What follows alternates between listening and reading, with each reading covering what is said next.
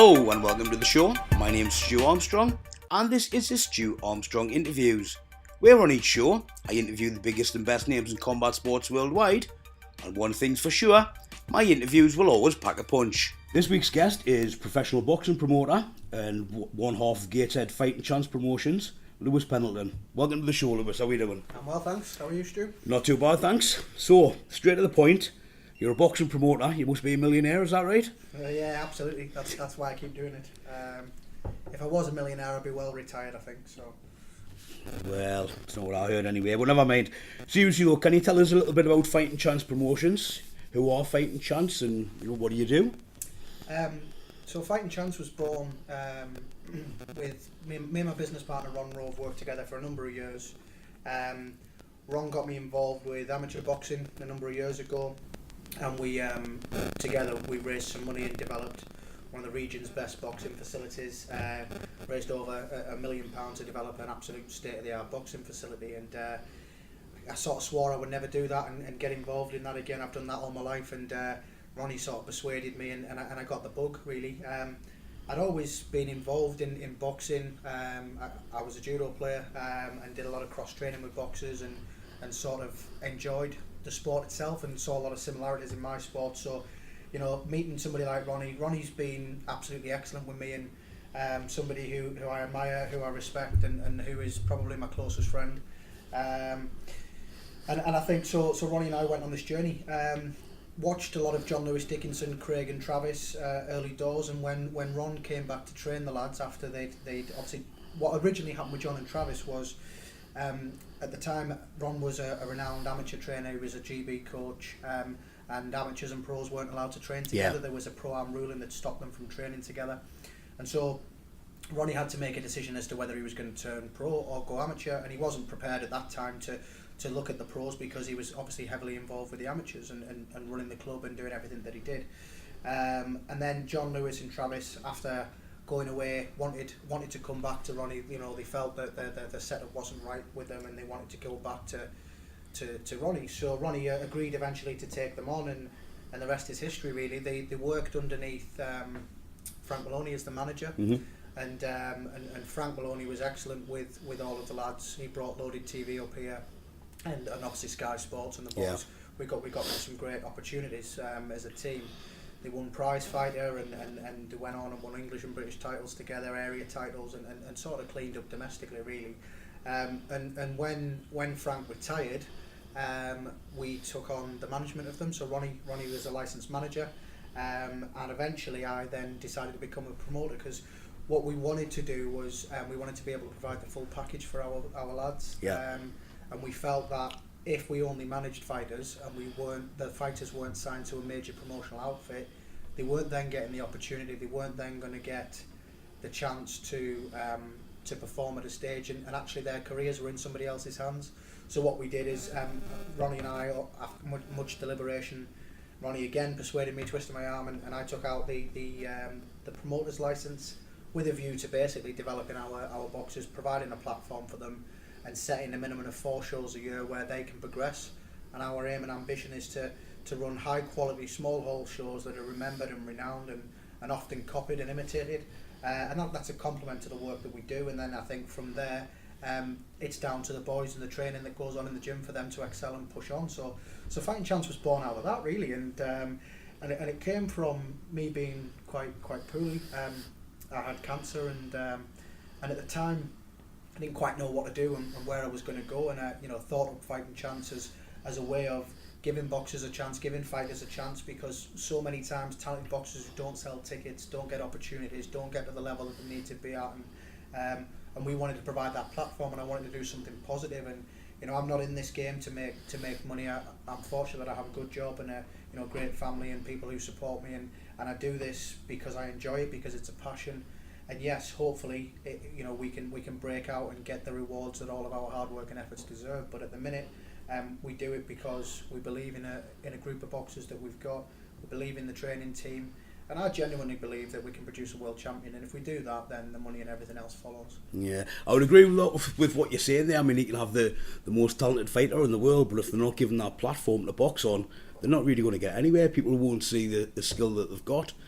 But I think as well, the North East has always been, for a lot of years, big on boxing. It seems to have declined over the years, and I think Fighting Chance are really part of the revival and bringing it back.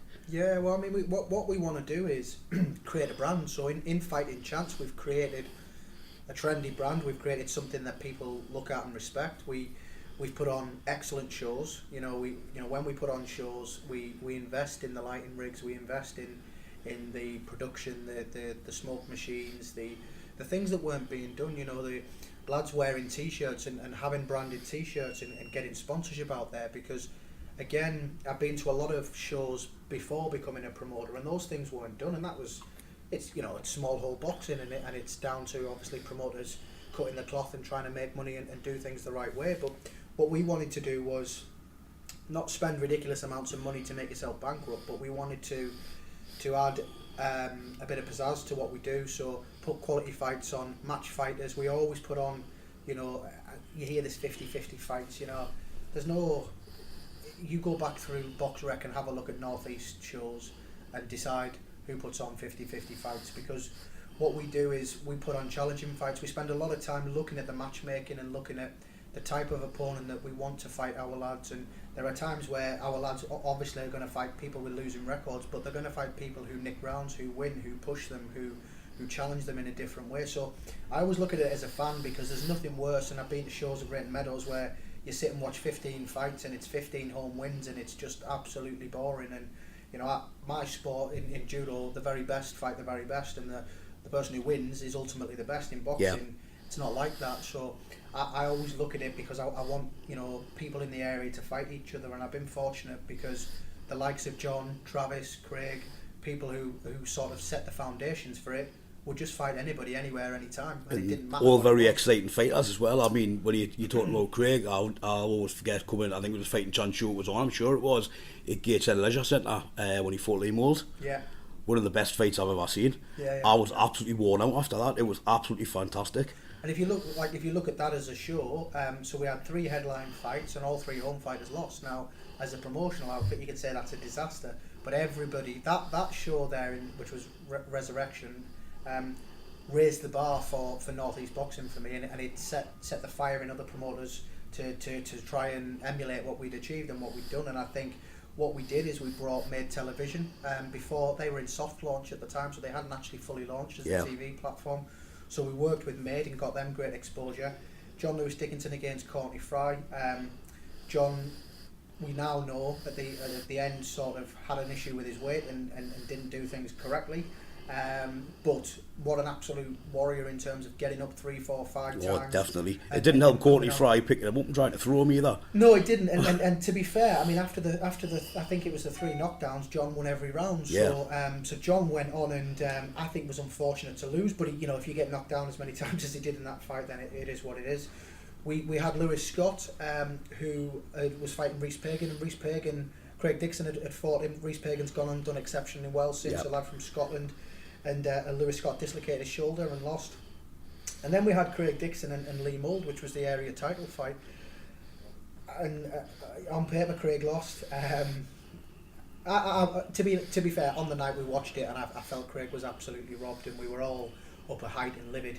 You watched it back a week later and went, oh, well, actually, it was much closer than we thought. Fantastic atmosphere in there, though. It was almost like a derby match, wasn't it? It was. You had all the sort of the Sunderland fans on one side, the Newcastle fans on the other, sort of thing. And credit to Mal and to Lee, because I think what we showed there is we treat them with respect. We got the tickets to them early doors. We helped promote them. We produced posters for them. And Mal and Lee did exceptionally well that night in terms of ticket sales. I didn't expect them to come and hand over the volume of tickets that they did, and that all added to the atmosphere, because what it proves is this notion of people who are ticket sellers. If you get them the right fights and you build them the right platform, people can sell tickets. That's it. And that's what we did in that fight. And on that night, it didn't go our way. But off the back of that, we built a British title eliminator opportunity for Craig. And Lee went on and boxed for the English title. So again, I think that for me was our first show.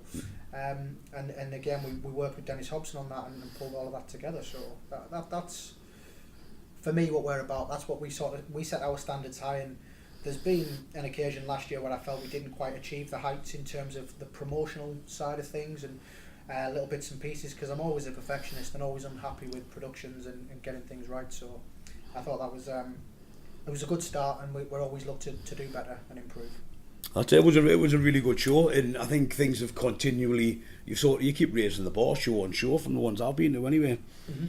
I've heard rumours that the new media manager at Fighting Chance is very handsome. Is that correct? I don't know. I've not met him yet. Oh, thanks for that. We're still interviewing for that post, actually. We haven't decided who to appoint. All right, I'm on my way home in that case. And, which fighters are currently signed to Fighting Chance Promotions? So what we do at Fighting Chance Promotions is we have obviously we have a gym, and we train, manage, and promote fighters. So we can provide the whole pathway where fighters come in and train with us, be managed by us and be promoted by us, or we can just manage fighters. So they might train at another gym and we just manage them, or they might be managed by somebody else and we just promote them. So it's really important that people understand that, because if there are boys in another gym there who want a platform, they don't have to come and train with us. We would still manage and promote them, but ultimately we want people who meet our ethos. So the people who are signed to us, obviously we have recently we've added the likes of Davey Ferguson and Chad Ellis to the gym. So Davey Ferguson is being trained by Nicky Gittis, but managed by Ron and promoted by myself. So old friend of mine, Davey. I've known him for years. Yeah, good boxer. Great lad, good. I'm pleased to see him coming back into pro boxing as well. Yeah, well, hopefully he will debut in September. Medicals and cards and everything being well, so he should be back. And actually, I think at the right way, doing things correctly, he can be a real force, because he's a very, very good boxer. Yes. He just previously for me, he was boxing at the wrong way, and I think that showed when he lost to Willie Warburton. So I think that was that on a Steve Wraith show maybe? Yeah, it was. Yeah, I remember the O2. That's right. Yeah. So excited about him. Chad Ellis is a good amateur. Got a great relationship with Spenny Miller and Rob Ellis there at Spenny, and Ronnie does exceptionally well with them. So Chad has come through with Kyle, and again, he will look to make his debut maybe September, maybe December. Ronnie decides what they do alongside Gary, and obviously it takes them a while in terms of getting into the gym and getting in the groove and making sure that they're fit and ready to go. So Chad is definitely one for the future. We've got Jamie Humble, who's an exciting prospect, or Jamie Grumble as is often called. He's doing really well though. Yeah. I mean, Jamie, we've got to keep him on track and keep him focused, not let him get carried away, because he's good and he can box and he can switch and he can do all the classy things that you want from a fighter, and he's very, very entertaining. But he's a 3-fight novice. People are talking about British titles, and he's nowhere near a British title, because he's got another 10-15 fights to go before we'll even consider him at that level, because he's working on things and he's improving, but ability wise and in natural talent and flair, I mean, there isn't anybody like him. There isn't anybody like him in the area. We talk about wanting people to have your hat to hang on. Jamie Humble is the most exciting boxer in the Northeast. He just has to back it up. We have to step him up in the right way now. He's going to fight 6 rounds on the Matchroom show next, and obviously we'll look to progress him. We've got Kyle Redfern, who's a crossover from MMA. So Kyle, exceptionally tough, very, very tough, and I think he came in very, very happy to just drop his hands, take punches, walk through people and take people out. And that's great if you want a short career of 5 or 6 fights. Yeah. And every time he's fought, he's improved 200%. Mm-hmm. And for me, originally I was a little bit concerned, because I couldn't see how we could take that out of him. Watching him at Walker Dome last time out against the big tall lad who drew with Richard O'Neill on Phil Jeffries' show, he had to take big shots, and he got on the inside and took him out. And then at Hardwick, he was just excellent. He boxed behind a jab, and he boxed at the right weight. So Kyle's going to be a super middle, and Kyle wants to fight anybody and everybody every single day of the week. So he's one to watch, and we're very, very excited. And to be honest, we can't really keep the reins on him, because he's calling out everybody left, right, and centre, and he just wants to fight the best and prove himself. Our job is to keep improving him, because there are things that he needs to work on, and the next show, let's see how he progresses and go from there. Who else have we got? We've got Chrissy Pilkington, the Pilkinator. He's mad as a box of frogs, but he is that. Yeah, absolute diamond. Dedicated. He works his socks off in the gym every single day. Listens to Ronnie, and Chrissy did very, very well as an amateur. He boxed in novice finals. 10 and 15 fight novice finals where he did really, really well. So he's no slouch either. And Chrissy, I think, will cause a number of upsets along the way. And I think, again, excited about the journey with him. He brings a massive fan base with him. And again, but he's a novice. He's learning. He's improving all the time. So we're working on that transition with him and a few bits and pieces. We've got Darren Ray. Darren Ray is an absolute model professional. Darren.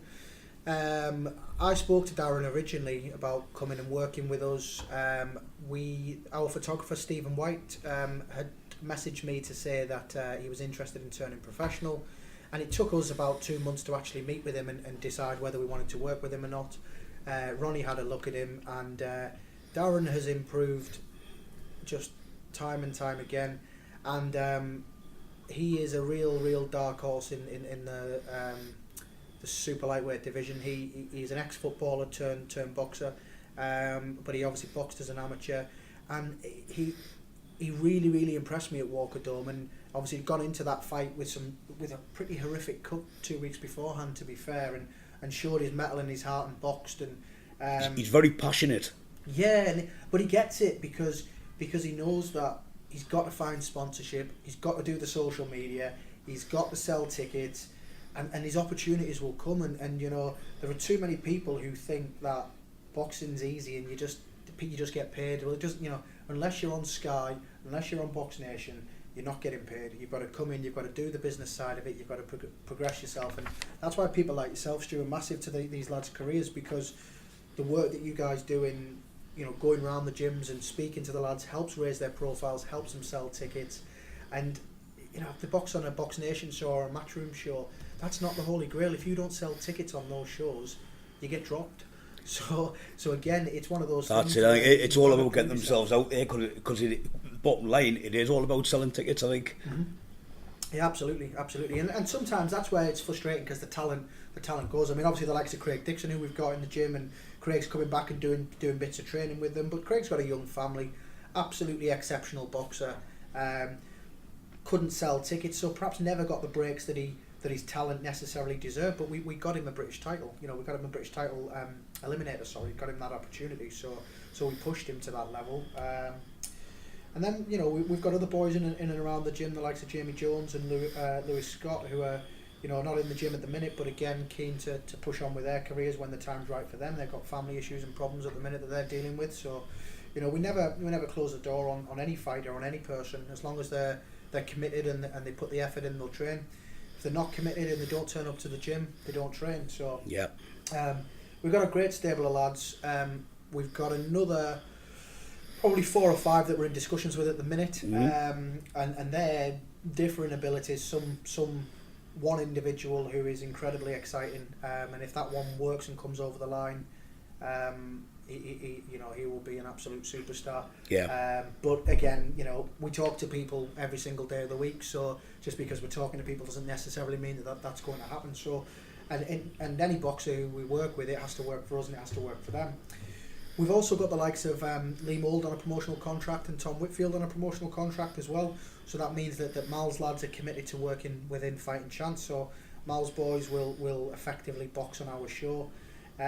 Sam Inez, who Mal tells me great things about, is obviously also going to box on our show. Yep. And we work very closely with Mark Clausel as well and Bazzi Razak. So yep. Creating a great opportunity there for Bazzi, and Bazzi's boxed on the majority of our shows his whole career, to be fair, and yeah. got a lot of time and respect for Bazzi. I think he's learnt the hard way. That he took a fight at Great Meadows and took on a real, for me again, it was a kind of classic case of the matchmaking and the fight that he took. It was a tough fight for him, and for whatever reason he got caught. I think it was Mark says it was a headbutt that dazed him, but he was badly hurt in that fight, and he's learnt from that and come back and he's looking really well. So yeah, just when you mentioned Darren Ray, is it true that Darren's actually played at Wembley? Yeah. Go on, you're going to ask me who for. Was it Jarrah? Was it Jarrah Roofing? Whitley Bay. Whitley Bay. I know he was at Jarrah Roofing for a bit as well, so obviously when Whitley Bay... I'm pretending I don't know and you're meant to give us the answers. Yes, it is, yeah. Area titles. Yeah. I know that's something you're quite passionate about as well. You've been quoted on a few occasions about the amount of area titles that are currently vacant. How do you think this is something that should be addressed? I think first of all, an area title is a stepping stone to an English or a British title. So if you win a central area title in Manchester, a southern area title, an area title, then it's likely that those fighters, the winner of the northern area versus the winner of a central or southern area, could in theory box for an English title. And that is roughly where it's at. That those titles are designed to be at a level where, in my opinion, boys move on and box at a higher level. Lee Mould, Craig Dixon being an example, John Lewis Dickinson, David Dolan being an example, and the countless people who have won area titles before that. They're just the ones that stick in my mind. So for me, I think the area titles need to be protected and they need to be used in the right way. And I think, there are some great area title fights out there for people to fight. And really, if people would put politics and daftness aside, those fights can be made. I think I was quoted as being a balloon, which was nice. Well, funny enough, one of my further questions was going to be, do you happen to know either who or what the balloon from Newcastle is? Well, for a start, I'm from Cumbria, so the facts around that are great. And I think what it does is when you promote a show and you have a press conference and you talk about me at your press conference, and then the first thing you put on your own social media after your own successful show is me, then it just, maybe there's a bit of a concern there because I'm not quite sure what we've done, but we're just promoting an event and promoting a show. Listen, I've got a lot of time for Darren Surtees. I think Darren Richardson is an absolutely excellent boxer. I love Dave Binns to bits. Me and Dave Binns go back a long, long way. Training log chopping and putting logs in Alwyn Belcher's boot when I was on at East Durham College as a judo player. So sounds like a Rocky moment. It was. So I've got nothing but respect for those guys, and I actually think Darren has the potential to go all the way. I think he's excellent. What I think and what I actually said was that I didn't feel that Ross Jameson earned the opportunity to box for the area title because although he's tough, although he comes forward, and again I don't know Ross particularly well. I don't mean to be disrespectful towards him. What I actually said was that Darren Surtees would stop Ross Jameson. Darren Surtees stopped Ross Jameson. I was proven right. And the point that I was making was that we had actually put forward Lee Mould and Ant Hardy for that same area title, and the board had decided to go with Ross Jameson and Darren Surtees, and I just felt that was a wrong move because I think when you consider there is Jeff Saunders, there is Josh Leather before he'd won the IBF title, there was Josh Leather at that weight division, there was Lee Mould, there was Ant Hardy. I felt that if the board wanted to choose Darren as their candidate for an area title, and rightly so, because I think he'd won 4 or 5 fights, improving himself. I just felt the board could have mandated a better area title fight, which gave value to money for punters, because I just felt, apparently it was an up and down fight. I've watched it on YouTube, and no, it wasn't. Darren was in control. Yes, Ross came forward and was aggressive, but Darren boxed well on the back foot and beat him and did really well. So it's disappointing to hear when people then kind of intimate that people are avoiding people. Lee Mould would have boxed anybody, and we've had those opportunities. We've talked about Glenn Foot, and because Lee Mould turned down Glenn Foot at the stadium like 2 years ago. Yeah. Phil Jeffries has just stonewalled us ever since, and every time we've tried to make that fight, it's been a no, and that's fact. I've got the emails that prove that, and I think the reason being was Phil offered Lee crap money, and Lee wasn't going to box Glenn Foot for no money, and why should he? Offering somebody 50 tickets to fight for an area title is an embarrassment. That's not what boxing is about. Yeah. When Lee boxed Craig was on a purse, Lee was on a purse, and they got some tickets. So for me, it's down to us as promoters, if we want these big fights, to shut up and put up, because otherwise what's it about? You know, these lads are going in there and putting their heart and soul on the line. And you know, Glenn Foote, again, I've got massive respect for Glenn. He's an excellent exponent and fantastic boxer, and you know, we will do those things. And it wasn't so long ago that Phil rang Ronnie Rowe to ask about Craig Dixon boxing him, and you know, Ronnie asked him what the deal was, and he just said, well, it's tickets. And Ronnie said, well, come back to me with the deal.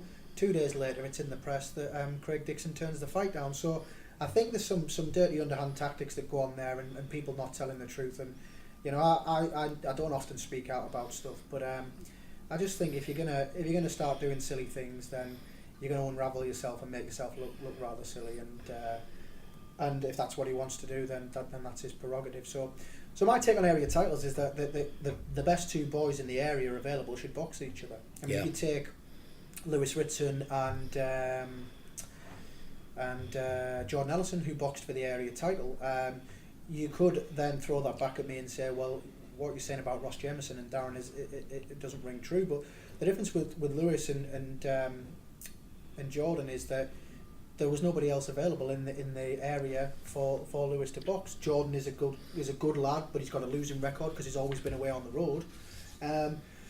So for me, I just think the area title should be saved for the very best in the area, because in theory they're next to go forward and represent the area at English title level. So I'm delighted for Darren. I'm delighted he's got an area title, and I think, you know, it should be very, very easy for his team to find an area title, because I know that there are a number of area title exponents out there, the likes of Jeff Saunders, Lee Mould, Ant Hardy, who all deserve an opportunity of an area title fight at that weight division. So if they can't make an area title fight at that, then there's something wrong with the whole outfit, I think. So, but good luck to Darren. I hope he does well.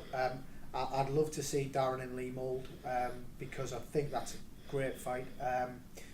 And you know, whether Phil will ever pick up the phone and speak to me or not, I don't know. You know, I've made offers to his fighters on other shows, and you know, it's not my position now that we don't have the area the champion to do that. So if Darren wants to fight Lee, then they need to pick up the phone to Mal and do the deal with the manager, and you know, we would happily put it on our show, and put the money in and do the things the right way, or we can do it another way. So we wouldn't stand in anybody's way. But again, that there's plenty of options there with the likes of Jeff and others. So I think that's a red hot division. I think there are other divisions that you struggle with, but there are matches to be made at light heavy. There are matches to be made at super middle, and it's down to us, Steve, myself, and the other fella to put on events and put up the money and make sure that when these lads box, they get what they deserve. Yeah.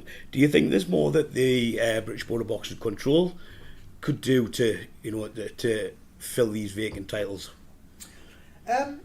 I mean, I put forward a suggestion to the area council that they look at potentially putting these titles out to purse bids, because again, I think what you're going to get is you're going to get personality clashes, and people will dislike me, people will dislike Steve, people will dislike Phil, and I think, you know, it's not about me, Phil, Steve, it's about the boxers fighting each other. So I put forward to the area council that why don't you consider mandating and putting out to purse bids, because that then allows me, Phil and Steve to bid for fights.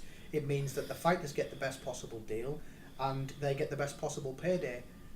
And that's what I got into boxing for. That's kind of how I thought boxing worked, because it seems like a bit of a no-brainer to me, to be honest. Yeah, well, unfortunately, it wasn't the direction they want to go down. I know the southern area do that. What they have said, though, and I've had some lengthy discussions with David Ben, who's been excellent with the board, and what he has said is that if there is a fight that's put forward that can't be made, then they will they would look to put that out for purse bids. So. But we'll deal with anybody regardless of what they call you or say about you and do. You know, I'm not particularly bothered. I didn't get into this to make friends. I don't care whether people like me or not. And all I know is that we do a good job. We do what we say we'll do, and we don't make up lies. And that's what we're about as an outfit. And hopefully the board can make sure that these title fights stay active. There's enough promoters now in the region. There's enough fighters there. So. The only reason it doesn't happen is because of stupidity, and it certainly won't be on our behalf that happens. It seems a shame, though. Always does seem to be politics within boxing, if you like, at any level. I know you've recently joined forces, sort of working together with another North East boxing promoter, Steve Wraith. How do you think that'll be beneficial for North East boxing? I think with Steve, it was a logical one. I think what I tried to do is we had to tread our own path when I became a promoter and build our brand and our identity. I worked with Phil Jeffries, and Phil is incapable of working with others really, so he made that quite difficult for that show. And I think I'd always worked well with Steve. Steve and I, we didn't separate. Steve knew that I was taking out a promoter's license. Ronnie and I went to his house and told him what we were doing. We spent 12 months building our own promotional stable, and then we've come back together because collectively Steve and I can double the commercial revenue. We can build bigger events. He's got fighters, Ronnie's got fighters. We can build bigger shows, and what really could and should happen in my mind is if Phil could put whatever issues he's got aside, then you could build really, really good shows. You could build fantastic shows with Ronnie's fighters, with Phil's fighters, with Steve's fighters, and you could make 4 or 5 shows a year where you put on massive events. It's the best fighting the best, really, isn't it? Yeah, and honestly, it wouldn't bother me if I handed my promoter's license in tomorrow and did it elsewhere. But what I wouldn't do is allow the small hole mentality of cutting corners and doing things, because it's got to be right. The events have got to be right. But if the three of us, instead of trying to kick lumps out of each other, joined forces in terms of, so Phil would still have his fighters, Ronnie would still have our fighters, if you like, and Steve would have his.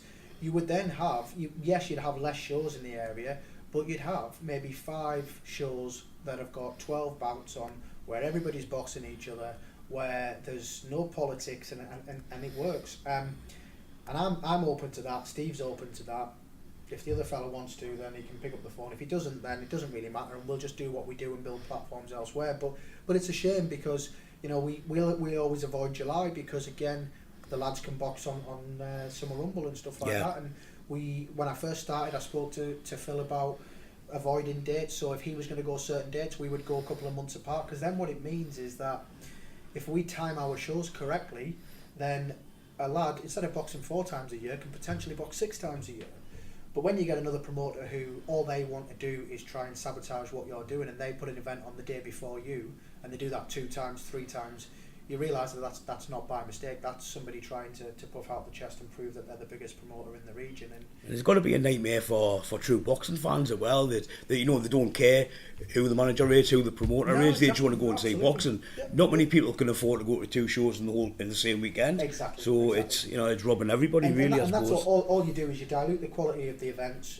You spread the boxes too thin, and eventually the sport dies, in my opinion, because there's so much white collar, there's so much MMA, there's so much unlicensed stuff going on that people are spending money going elsewhere.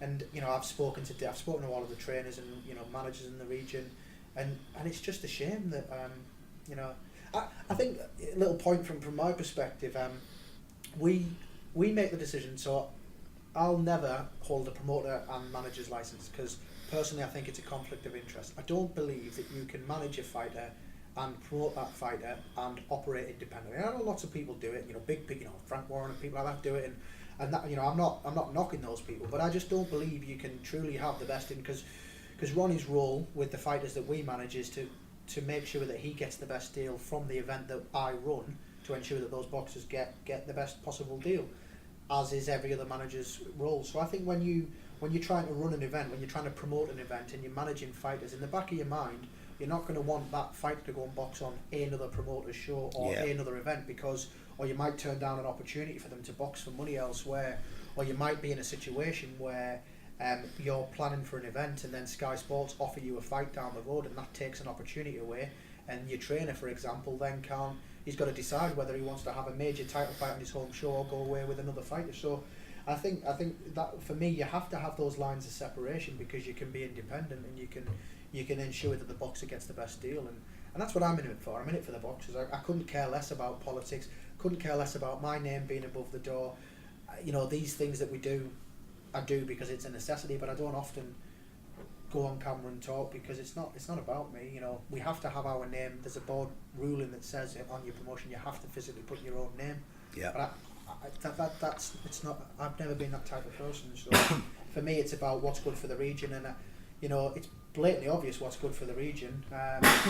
It's up to the three of us to figure it out. But I've offered the olive branch up team times, and Phil wants to do his own thing, so that's fine. If he wants to work with us, he can email me. If he doesn't, then I won't lose any sleep over it. Well, that's it. If Phil's listening as well, Phil, get in touch. We'd love to have you on the show. Yeah, your point of view as well. So, is there anything sort of big happening around Newcastle around about the 23rd of June by any chance? Do you know? No, I don't think so. There's a little promoter who's coming up here to do some work, I think.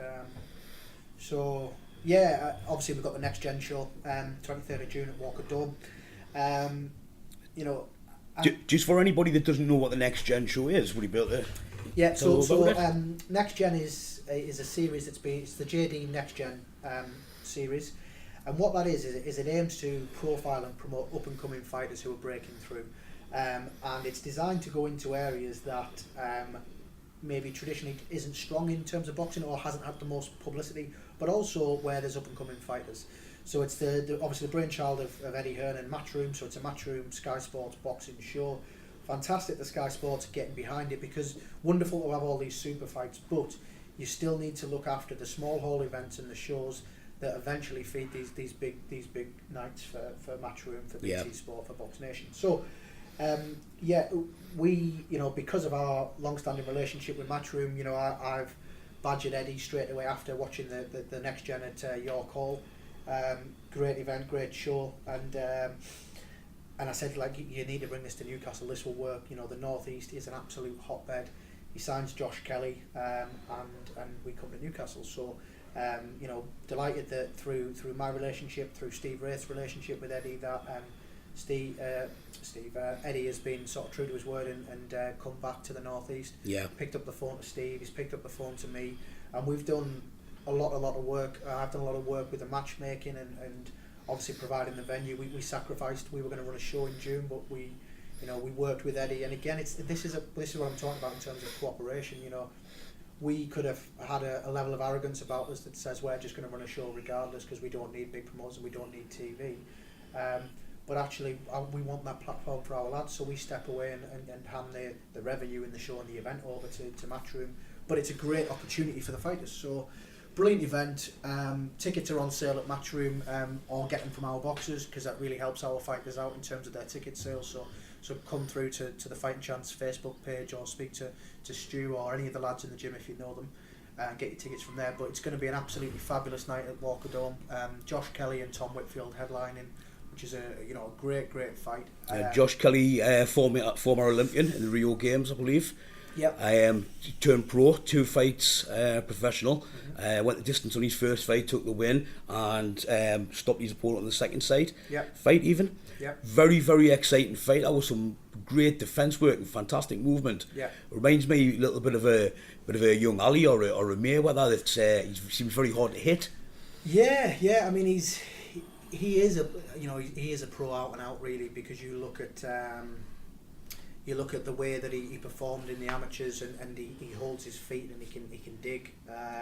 I've heard a lot of people say he hasn't got power, but I'm not quite sure about that one. I think his timing and speed is excellent, and timing and speed usually equals power. So very, very excited. I think he obviously lives his life the right way, and I think he's going to be very, very excited for North East boxing. And what we hope is that by doing this and showcasing this, that Matchroom can see that there are fighters outside of the southern area who they can get behind, and hopefully Newcastle becomes the next hotbed. There's some great fighters in the northwest, some great fighters in the south, but there's some fantastic fighters in the northeast. And what we hope is that Newcastle becomes the next stop on Matchroom, and they do a couple of major events here a year, and build a profile, obviously, around Josh Kelly. But I suppose what we're hoping for from Tom Whitfield is a massive upset, because if Tom can go out there and beat Josh Kelly, then I mean, that's it. Tom's no mug either. No. He's fought fantastically well. Fought for no area title. Didn't quite go his way. Yeah. But I think is that his only loss?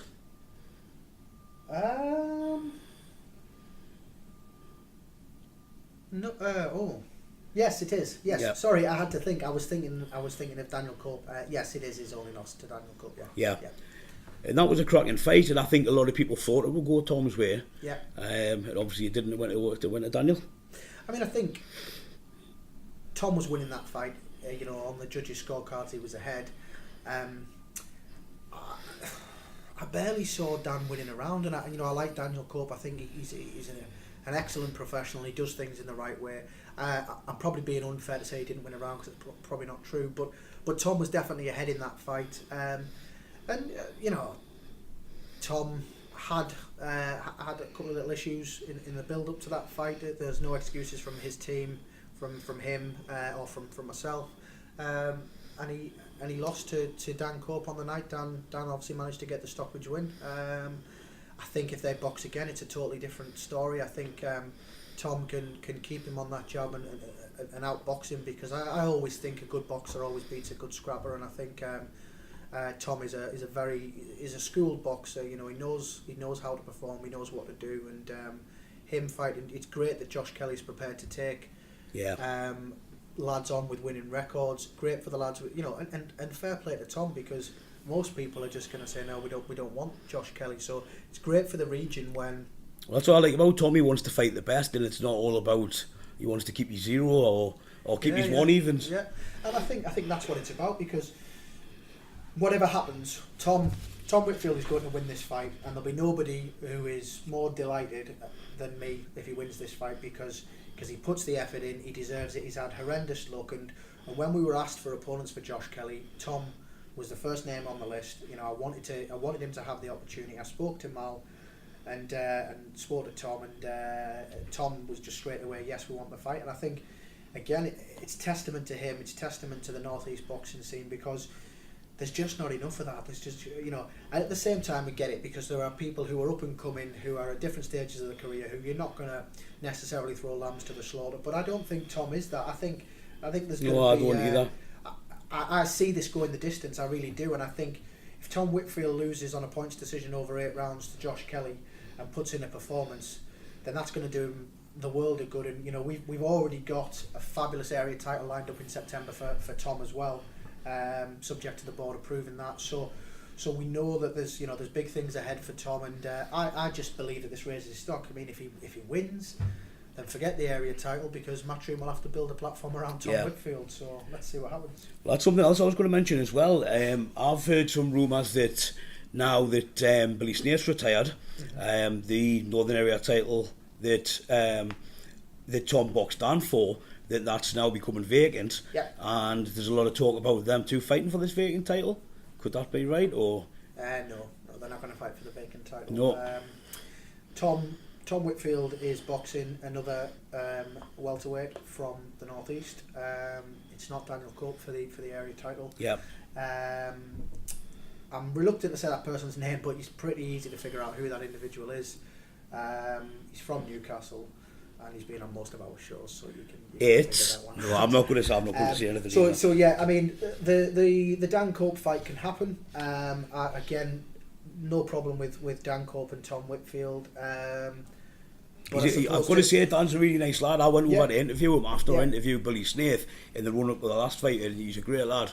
And I think that fight deserves a trilogy. It deserves who's the boss, who's the winner. But as opposed to calling Tony Bellew, the salt and pepper's going to be on, hopefully on Tom's side, because I mean, Tom's got this fight. The other lad that's going to box for it is obviously on a promotional contract with ourselves as well. Very well experienced. So I think it's a tough fight. If Tom can get through that fight, then the Dan Cope trilogy can happen. If Tom doesn't win the area title fight, I'm not sure where Tom would go from there, to be honest, and I think he would have to reevaluate what he was doing. But that's not in his mindset. He's got a fight at a time, and he's got a massive fight with Josh Kelly.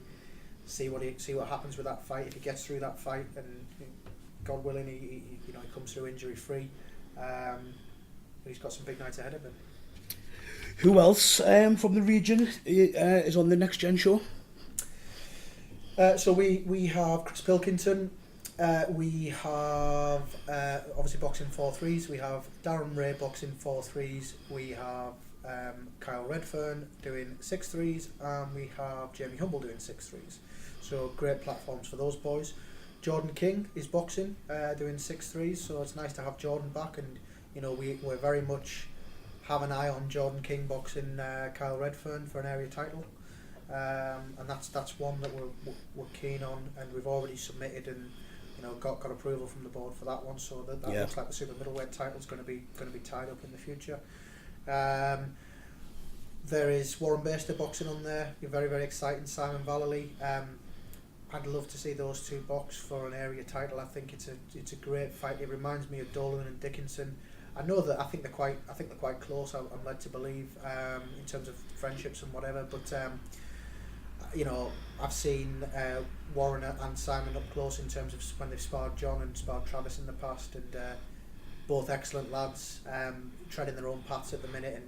And Simon's got a bit more experience in terms of the pro game, so I'm sure at some point that's a fight that'll happen, but maybe that's probably an English or a British title fight perhaps. So very, very excited to see both of them, because I think they can carry big titles going forward into the northeast.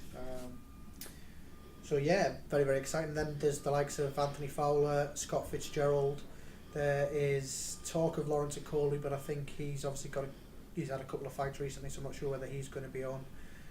Josh Kelly's boxing, so yeah. Is Stu Hall still on the card as well? Stu Hall and Bradley Saunders, yeah. Yep. So Stu Hall, former bantamweight world champion. Absolutely, and again exciting for the lads to be on the bill with him, and Bradley Saunders. Delighted for Bradley. Bradley's a lovely lad. It's going to be great to see him back. Yeah, and do you know what? I hope his hands hold up, and I hope he comes back, and I hope he gets those titles that he deserves. Only time will tell whether the time out the ring, whether he can recover his best performances. But what an amateur career he had, and he never quite achieved what he was destined to achieve in the pro game, probably because of because of injury. So hopefully this is his last roll of the dice, and I genuinely hope it goes well for him. He's obviously taking himself down to the Sims's gym down in London, so let's hope for big things for him, because if you can get Warren Baster, Simon Vallely, if you can get Bradley Saunders boxing, I would have loved to have seen Jeff Saunders boxing, but I believe that Jeff isn't going to be boxing on this show. It's a shame Jeff's doing really well. I think he's 11-0 now, is he? Or 12? He is, and I think obviously Jeff's just considering his options, and I'm sure he will have offers from here, there and everywhere, so we've worked with them in the past. We'd love to work with them in the future, but let's see what his own future holds, and see where he goes, because I think he's Jeff Saunders and Lee Mould is a great fight. Jeff Saunders and Ant Hardy is a great fight. Jeff Saunders and Josh Leather is a great fight. So again, there's lots of opportunities for them as well. I'd quite like to see Ant Hardy in the mix. He's absolutely great lad, cracking fighter. Had so much bad luck, it's ridiculous. He's been out for nearly a year, one fight back. Yeah. And I think Ant, as you say, he's had a lot of problems, hasn't he, and issues to deal with in terms of bad luck and boxing on the road and doing the things that he has to do. But again, I just think Ant is he's a very, very good fighter. I watched him at Hardwick, and he's got a great skill set. He's got a great team there with Alan and Peter behind him. No signs of ring rust there, and that was his first fight back as well. No, absolutely not. And he was due to box away, wasn't he? But I think that's now not happening. He's boxing in Hartlepool, I believe, in July. So So great opportunities for him, and I think the North East scene's really buzzing. It absolutely is, and Anthony as well. Something it makes me sort of put a smile on my face. He's also a full-time school teacher as well. Yeah, the intellectual boxer. So that's it. I would like to be one of the kids that gets a bit naughty in his classroom. Because he can dig, actually, can't he? No, do you know what though? I mean, Ant's an absolute. He's another Darren Ray type. He does everything right. You look at his social media and the type of stuff that he does, and he gets it. Ant he's got a family, and he's got a full-time job, and he trains. And I think when you get these big promoters and these big promotions up here, you get the likes of Anthony Fowler, who's got fantastic support and money behind him in terms of his promote, and he can train full time and commit. The lads in the North East, like Ant Hardy, are working full time, running on a morning, training on a night time, Yeah. going on Instagram, Facebook, Twitter, trying to sell, doing interviews, linking up with companies to sell, products to raise their profile, and they deserve a break. But what these big promoters need to remember is that these lads need 8 and 9 weeks notice. It's no good offering them a fight with a week's notice and then saying, nobody wants to fight them. So Yeah. and it's hard because they're on schedules with hundreds of shows and they operate from show to show. So I just hope that, as and when Box Nation and BT Sport come up, there's plenty of notice, because if North East fighters get 8 or 9 weeks notice, you could have an absolutely fantastic card full of North East boxers showcasing their talents, and whether that's on a Sky Sports or a BT Box Nation bill, great platforms for the lads really. With the huge increase in popularity of mixed martial arts, mainly the UFC and promotions like Bellator, do you think boxing as a sport is on the decline? No, not at all. I think you look disgusted when I said that. To be fair, I am myself that asked that question. No, I mean, we just sold 90,000 people at Wembley for Klitschko, and what I think is that there's levels, isn't there? And I think in the UK, Matchroom, Eddie Hearn, that he's the man. Probably in world boxing, I don't believe there is a bigger promotional outfit, and there's Leonard Ellaby and there's all the others over in America. But you look at what they're doing. The American fighters are coming over to the UK. Sky Sports are pumping huge money into Matchroom. Matchroom are delivering the goods. So that is the platform to be on. I'm excited. I'm not being disrespectful to BT, to Frank Warren or anything, but I just, in terms of an event, if you can sell 90,000 tickets, then that's just an unbelievable achievement. And all this stubborn rubbish, I'm not really interested in. I believe that boxing is absolutely on the rise. I think it's very, very interesting. It's sexy. People want to be part of it. There's some great personalities. I think BT Sport and Box Nation coming on board, it creates competition, because it's never good when you've got one promoter just without any competition. So I'm looking forward. I've seen obviously a couple of the shows early doors. I think Frank signing the likes of Josh Warrington is a massive statement. And Frank's got a lot of North East boxers, and we've had a great relationship. Box Nation have been excellent with us in the past and our fighters. So I hope that what we end up with is Eddie Hearn and Matchroom selling Wembley one week and Frank Warren doing it the next, because if both of those promoters are doing that creates competition, it creates opportunities. I think the problem you've got is further down the line, because short of Frank and Eddie, who is the next big promoter? There's the McGuigans with Channel 5, but I heard it was Fighting Chance. Yeah, apparently so. Somebody said that actually once, that we were the third biggest promoter in the country, which was nice. But if being the third biggest promoter in the country gives us the bank balance that we have, then you can keep your title. So I think I actually think I think boxing's on the rise, but I think where UFC, where MMA, where your other things actually have a big impact is it our level, the grassroots level, if you like, because there are so many events, there are so many shows, and boys have got a decision to make. Can they commit 2, 3, 4 years of making no money, selling tickets, doing the stuff that Ant Hardy, Darren Ray's of the world have to do, and sort of get very little reward, but with a dream of achieving big? Because if they make it big and they get onto a Box Nation and Eddie Hearn show, then they can make life-changing money, and hopefully the talent gets them there. Or do they want to go and earn money doing something different? Yeah. And I think that's where there's a very competitive market, particularly in the North East, for the white collar, for the unlicensed, and if I wanted to make money, then that's what I'd be doing. I'd be running unlicensed events, because that's where people are able to make money. But it's not the sport that, I didn't get in this to make money. As I've said, I got in this to get somebody like Darren Ray a title, to get Chris Pilkington a title, to get TK Jonah Valou, our heavyweight, who I apologise actually, TK, because I forgot to mention before, we've got that much going on. He's fighting in Germany very, very soon as well. Germany and Scotland, yeah. So, TK, a great student of the game and somebody who listens, but again, he just wants the opportunities to fight. So, yeah, no, I don't see that UFC. And maybe because I come from a judo background that I have a distinct dislike for for MMA anyway, to be honest, because I don't see it as a sport personally.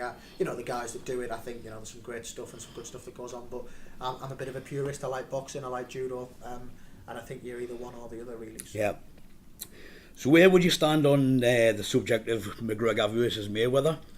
A credible fight or a moneymaker? It's a moneymaker. It's not a credible fight, is it? I mean, it's one of those because I see doing judo. I did judo at a relatively high level, and people will say, "Well, who wins between a judo player and a boxer?" Well, if you don't allow the boxer to punch me, I win every day of the week. So it's one of those things where I think if McGregor is coming in as an MMA who they can do arm locks and strangles and groundwork and knee kicks and all of that stuff, but he's given the rules that is you're going to compete in a professional boxing match, he's not going to win because he can't win because he is the best ever, and there's a reason that Mayweather is the best ever, because he's unbelievable, because he's a boxer. It's like asking a tennis player to play golf. It's like asking Andy Murray to go and beat Tiger Woods. Maybe that's a bad example. Maybe he would beat Tiger Woods. I don't know, but he probably would over the last couple of weeks. Yeah, anyway. maybe, yeah. Well, that's just about all we've got time for this week. Thank you very much for joining us. Is there anybody or anything you'd like to give a quick mention to? I should have thought about that. No, I think people like yourself, Stu, it's very similar to ourselves. The work that you're doing with us and our stable's excellent, and it helps raise the profile. And I think that there's not enough of people out there doing what you're doing. So massive thank you to yourself. I love it. And I just think hopefully all of our lads go out and do well, and let's all get behind the likes of TK, who's boxing on the Smith undercard in Germany, and then he's going to Scotland to cause an upset, and then we're going to have 4 lads winning on the 23rd of June, and Fighting Chance is going to take over. So watch your space. Call me bad. Well, that's all we have time for, I'm afraid. Lewis, thank you for being on the show. And if you want to find out more about Fighting Chance Promotions, check them out on social media. And as always, I'll put information on my website, www.stuarmstrong.com. And don't forget, you can listen to my show online, free, worldwide at www.novaradio.co.uk. And again, don't forget to check out my website, www.stuarmstrong.com. It's good to be back on the air, but remember, don't call it a comeback. Don't call